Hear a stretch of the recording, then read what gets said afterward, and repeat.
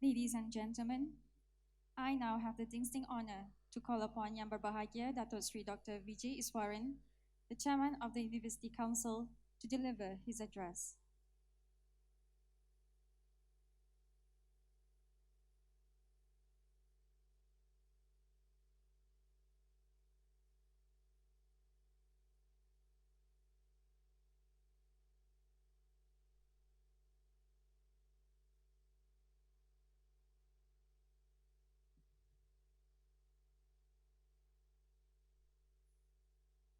Tan Sri Mugat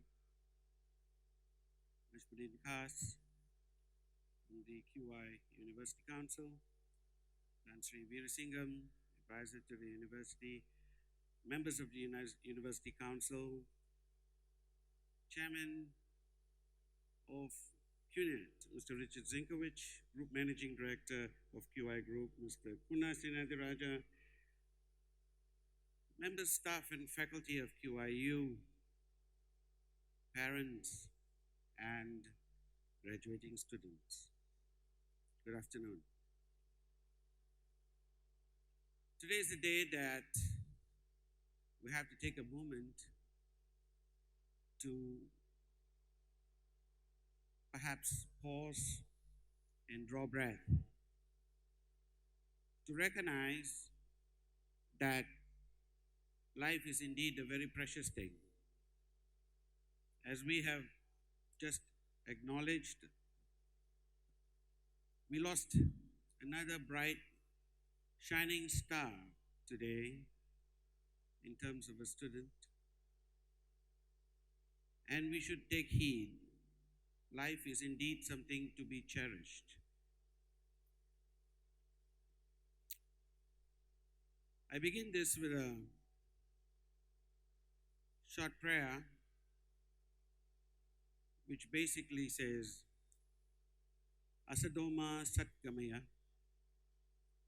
Tamasoma Jyotirgamaya, Mrityorma Amridam Gamaya. Lead us from untruth to the truth. Lead us from darkness to light. Lead us from death to immortality. 6,000-year-old prayer in Sanskrit from the Vedas. In its simplicity lies a deep message. Our life is a journey, continuous journey from darkness on to light, so to speak. The whole purpose of education is in itself about bringing light into our lives. The challenges that we face right now, especially for those of the graduating students, the world has changed at a tremendous pace. Not only has it changed, it has evolved. It is no more the world that your parents were born into, and certainly very far from the ones that your grandparents came into. It's a new world, a frontier, one that is going to be challenging. Everything that we have taken as a given has evolved. Occupations have changed, economies have changed. We are in a world that is actually today more divided than united. When we began this journey, in 2008, this university was incorporated. That's already 11 years. 10 years prior to that, the QI group began its journey, which makes us 21 years old now. But it seems like a lifetime away. The world at the time that we began was one that had hopes, and the concept of a global village was one that was envisaged, and we looked forward to that with great anticipation. Instead of which, what has happened over the last 2 decades is the world has polarized. We are now looking more inwards than outwards, and this has somewhat changed the whole synergy and challenges that you will face as students when you go out into the world. However, having said that, I would just like to impart to you a few words that I think should remain in your hearts as you travel through the rest of your life. You're beginning a journey right now, and it's one that's going to twist and turn and go through myriads of challenges before you are even to the point where you could say that life has begun. But welcome these challenges, embrace these challenges. If there is something at all that this university should impart to you, the gift of knowledge itself is part of the journey, it's only a singular part of the journey. Information becoming knowledge is what the university does. Going out there, taking that knowledge and making it into wisdom is what experience does. Which means that you're going to fall, which means that you're going to fail. Now, this is not something that we are going to be, or that you were looking forward to in a graduation or commencement address, but it's something that you need to take into account as a reality. Not only are you going to fall, not only are you going to fail, you're going to basically hit into disappointment. You're going to hit despair. And this is going to happen on a continuous basis. The trick is simply to recognize that that is part of the journey. It's not a dead end, it's not a deadlock. Facing disappointment is simply part of the journey. It's another step on our progression. It needs to happen. As a matter of fact, to be instantly successful could probably be the worst thing that happens to you. What you want right now is to develop, to grow, to evolve, to reach your full potential, to become the person that you were actually placed on this planet to be. And in order to do that, you're going to have to fall and then get up again. Fall and then get up again. Repeatedly fall and then get up again. Now, what you have to remember is simply that. If there is 3 words that this address of mine leaves in your minds and hearts, so much so that you carry it forward for the rest of your lives, it's simply these words: get up again. Because you will inevitably fall. But falling is the price that you pay for growth. There is no great footballer out there or great tennis player or sportsman out there who can claim to you that they are the world's number one, be it Roger Federer, be it Lionel Messi, be it Tiger Woods. They can never claim to be the world's number one until they have fallen and failed many, many, many times. And that is what life is all about. Life is about getting past that. The one thing that our parents have tried to do, and your parents, I'm sure, are no exception, they have tried to give you the best of what they never got. They tried to essentially, at great sacrifice to themselves, provide you a life, provide you education, provide you a path that they perhaps never got. And this has come at great cost to them. But what is actually more important, the learning that you need to actually try to derive from them, is not about providing you with what they never got, but instead provide you with what they actually got from their parents, which was, in essence, the wisdom of their lives. They tried to shield you from the hard knocks, shield you from the pain, the despair, the challenges, and this actually makes us weaker, not stronger. The only gift that they can give you is give you what they received from their parents. Because Malaysia is a history of people who survived despite the odds. Ipoh is a place of history of people who survived despite the odds. People came here as a frontier. New industries began here. Malaysia was shaped here in this heartland, in the Kinta Valley. And it was done because of the sheer determination, dedication, and devotion of the people who came. They were patient, they were perseverant, and they were persistent. In other words, they never gave up. Now that's a gift. If your parents pass that on to you, which simply says, son or daughter, child, never give up. Now that is something you take to your heart. Because there is only one true success to succeeding out there in the real world. Because you are stepping out into the real world right now. Are you with me? This is the real world out there. And the real world, your parents are not going to be there to hold your hands. Your teachers are not going to be there to hold your hands. No one is actually effectively going to be there. It will be what we call an even playing field. In other words, you survive and evolve through merit. You get better at what you do. How do you get better at what you do if you do not fail, if you do not falter, if you do not fall? Therein lies the secret. Get up again. Get up again. And if you keep on doing that, getting up again, never being afraid of failure, never being afraid of falling down, never being afraid of disappointment, you have already begun life's journey. You begin every day with one message. That is gratitude. If you open your eyes this morning, you're better off than a million people who did not. You are blessed that you're able to open your eyes this morning and greet the world. That is the gift that the Lord has given you. You are able to be alive another day. Not to waste this gift is critically important.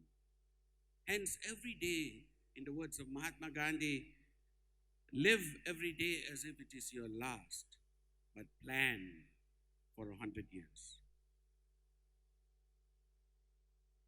There's a Chinese saying that I've always cherished and treasured.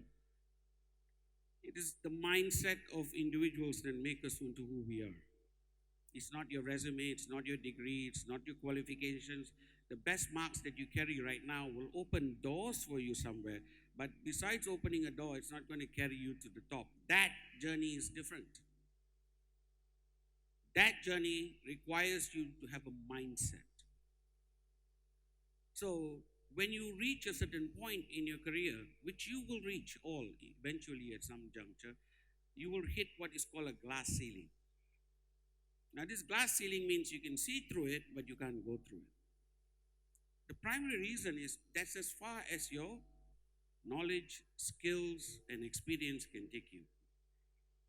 So, if you have the best of your education, your knowledge, and skills, and experience, what else do you need to truly succeed? Because the glass ceiling can be permeated only by one thing.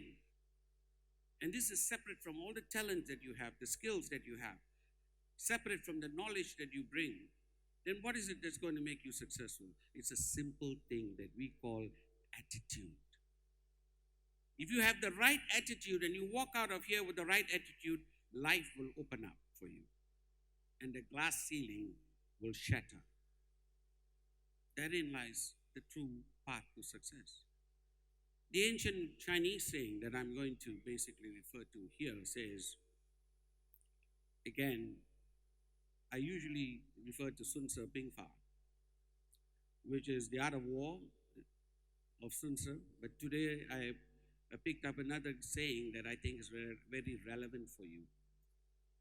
It simply goes, the life of a beggar goes from meal to meal. A mendicant or a beggar lives from meal to meal. A laborer or coolie lives from day to day.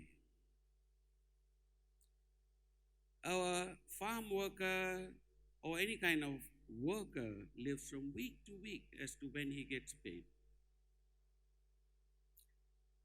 A government or salaried worker lives from month to month, from his salary to the next salary. A landlord, a landowner lives from year to year. The mandarin lives from season to season. The farmer lives from season to season. But a king lives a decade at a time. But an emperor lives 100 years at a time. What does that mean?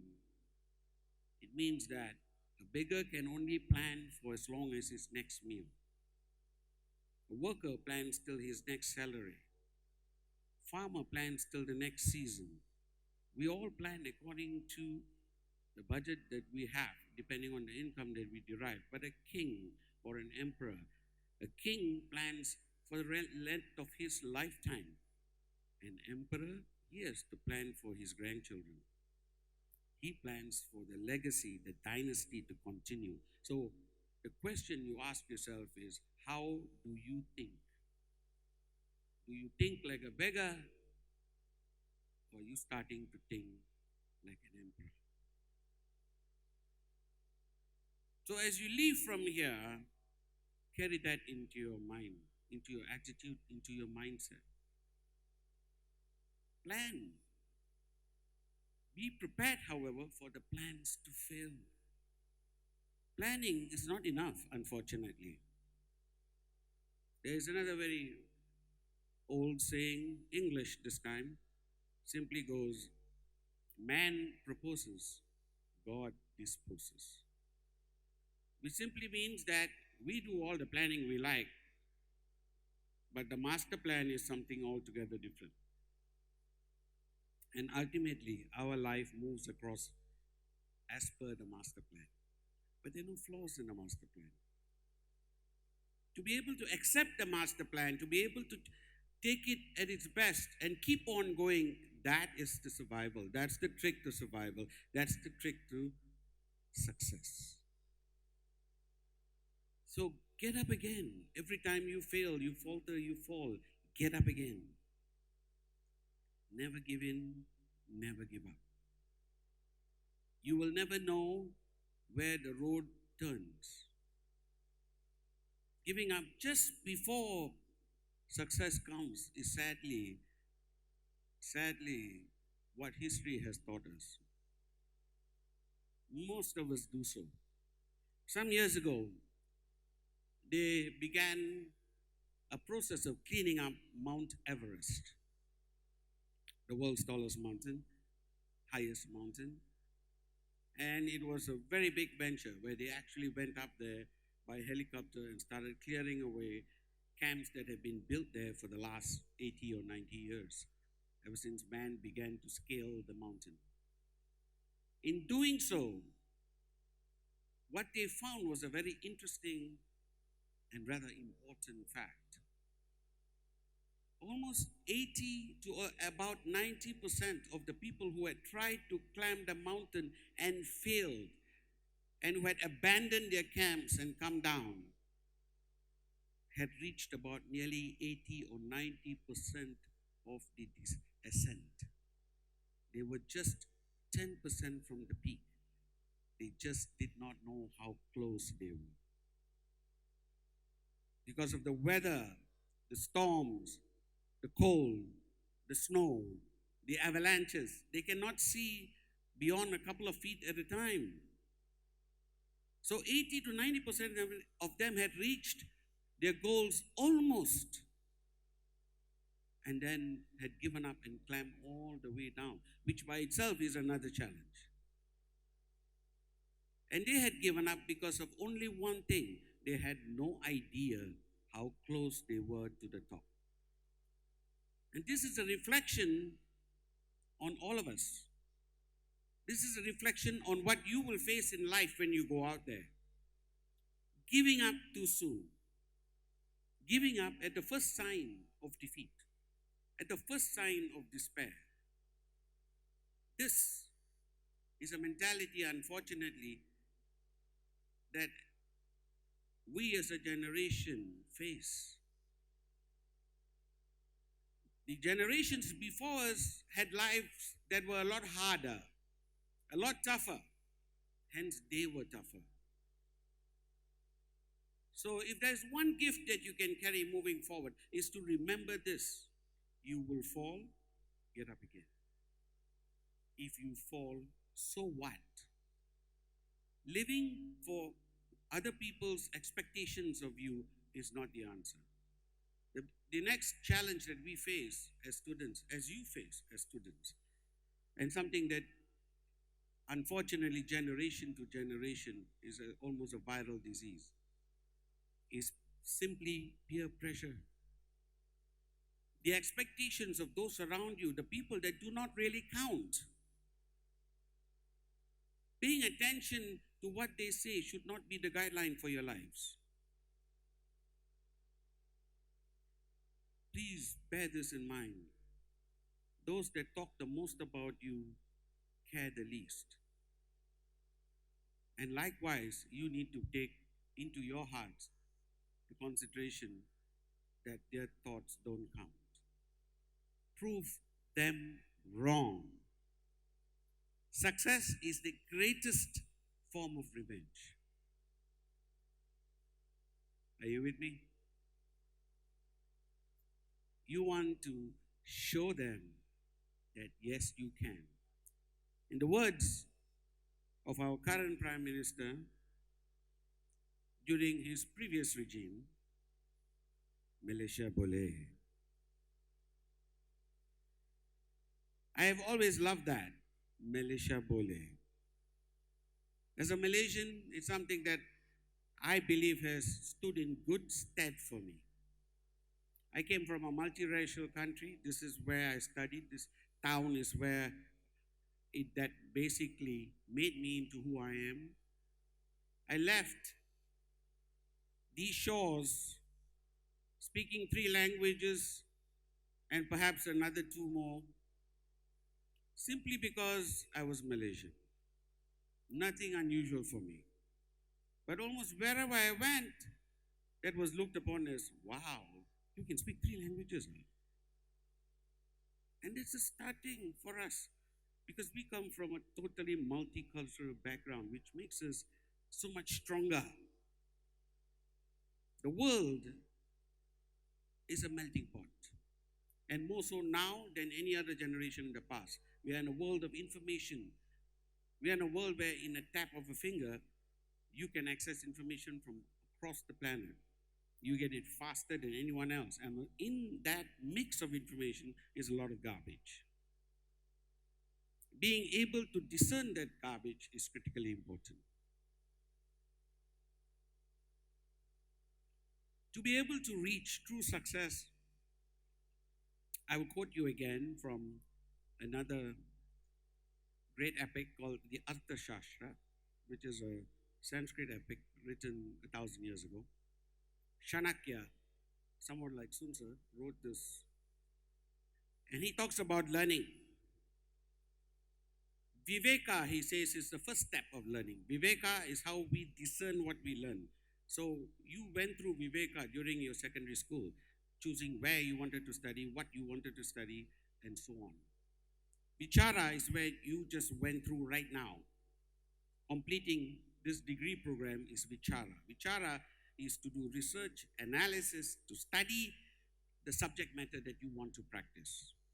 Are you with me? So you just completed Vichara, Viveka Vichara. The third stage is referred to as Neti. Neti is that process where you apply everything that you have, 110%, not 90, not 100, 110. Why 110? Because tomorrow you should be 10% better. So you always push yourself to 110. And in Neti, Neti in Sanskrit means Neti, not this. Which simply means anything that's not related to your area of interest is not important. So you go through it like a tunnel vision. Not this, not this, not this. That is what I want. That is Neti. It's a state of mind, it's an attitude, it's a mindset. It's the mindset of a warrior. You're stepping out into a battlefield. It is a battlefield. Life is a battlefield, which is why sometimes we call it Kurukshetra, where the battle of the Mahabharata was fought. You're stepping into it right now Go in with the mindset of a warrior. Neti is total focus, total dedication.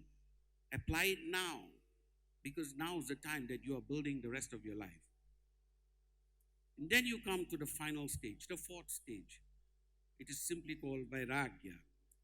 Vairagya has no direct translation into English. It simply means a state of being where perhaps the word charisma comes in, attitude comes in.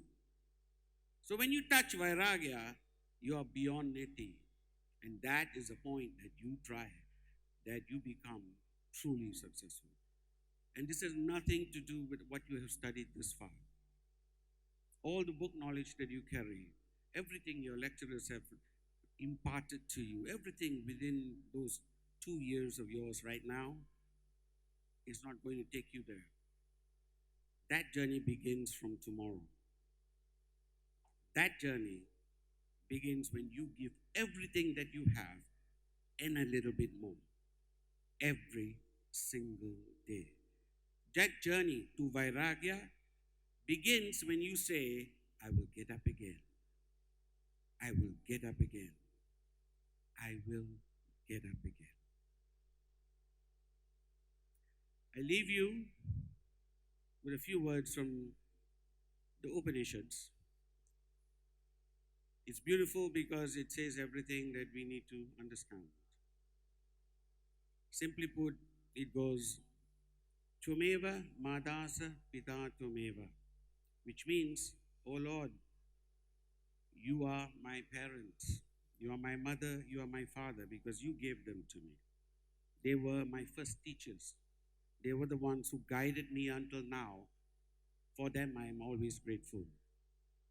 And even they represent you. Tumeva Bandusha Saha Tumeva. You are my friends and all my relations.